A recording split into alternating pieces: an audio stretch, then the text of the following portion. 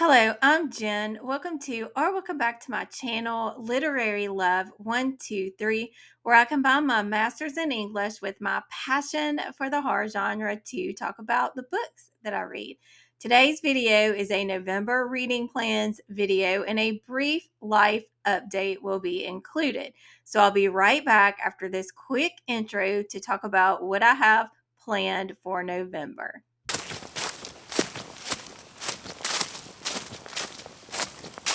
I'm starting with a brief life update, but I have included timestamps. So if you just want to skip to the November reading plans, you can do so.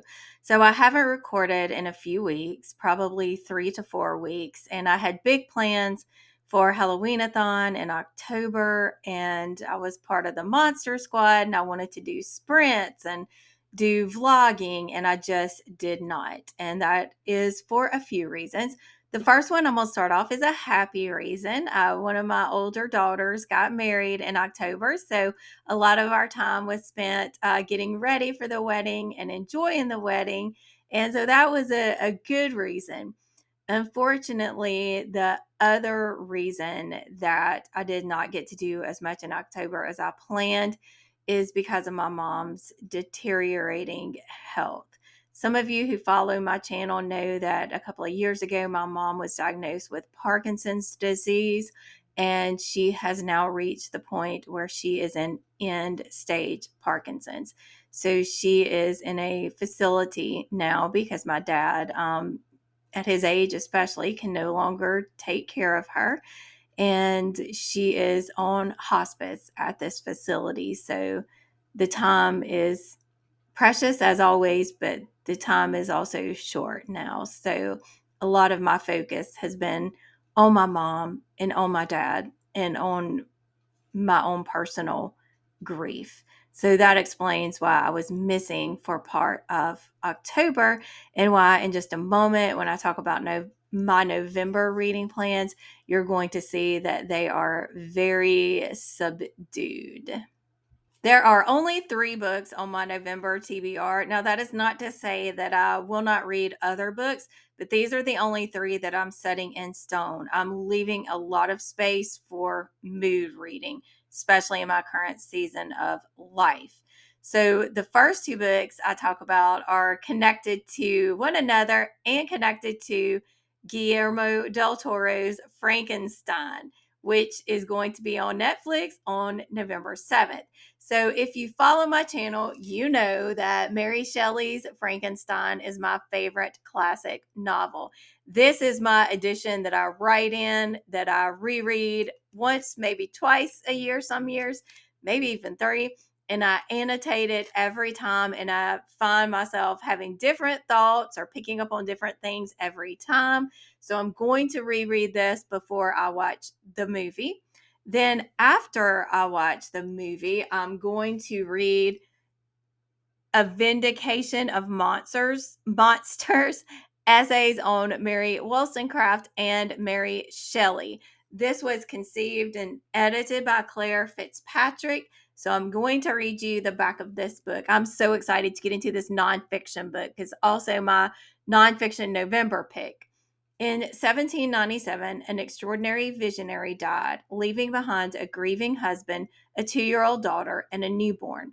The woman was Mary Wollstonecraft, her daughter Fanny Imlay, and her baby Mary Godwin, who through many trials and tribulations grew up to become the remarkable Mary Shelley, creator of one of the most important books in literature, Frankenstein, or the modern Prometheus.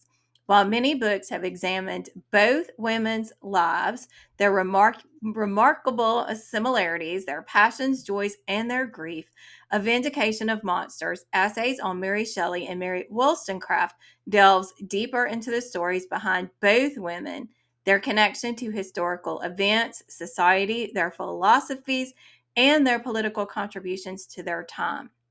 These essays and memoirs explore Mary Wollstonecraft, Mary Shelley, and Shelley's circle of friends, including her husband, the capricious poet Percy Shelley, the libertine romantic Lord Byron, mad, bad, and dangerous to know, The first modern vampire author, John Polidori, and other contemporary creatives who continue to be inspired by both women today. I'm really excited to dig into these essays about Mary Shelley, about her mom, Mary Wollstonecraft, and then these men who were, a part of Mary Shelley's life. The third book is part of my Literary Love book club. That is my November pick. I will leave a link to my Discord down below if you're interested in joining. I will have a live show for Blood on Her Tongue by Johanna Van Veen, which is our November book pick. I will have a live show for that sometime the first or second week of December, like on a Saturday or Sunday. So let me tell you about Blood on Her Tongue. I'm in your blood and you are in mine. The Netherlands, 1887. Lucy's twin sister, Sarah, is unwell. She refuses to eat, mumbles nonsensically, and is increasingly obsessed with a centuries old corpse recently discovered on her husband's grand estate. The doctor has diagnosed her with temporary insanity caused by a fever of the brain. To protect her twin from a terrible fate in a lunatic asylum, Lucy must unravel the mystery surrounding her sister's condition. But it's clear her twin is hiding something.